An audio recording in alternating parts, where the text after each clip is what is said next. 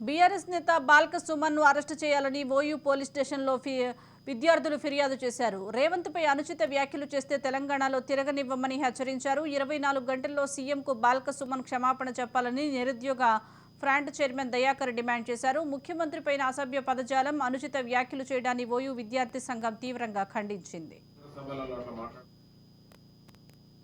ముఖ్యమంత్రి రేవంత్ రెడ్డి గారి పైన బాల్క సుమన్ మంచిర్యాల సభలో నిన్న రాష్ట్ర ముఖ్యమంత్రి గారి పైన అనుచిత వ్యాఖ్యలు చేసి ఒక బహిరంగంగా మీడియా సమక్షంలో రాష్ట్ర ముఖ్యమంత్రి గారిని చెప్పు తీసుకుని కొడతానడం చాలా సిగ్గుపడతా ఉన్నాం.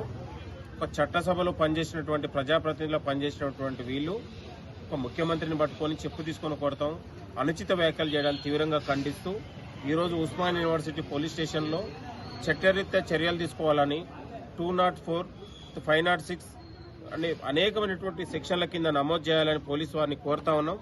బాల్క సుమన్ అనే ఒక వ్యక్తి ఒక నీచమైన దిగజారుడు రాజకీయాలు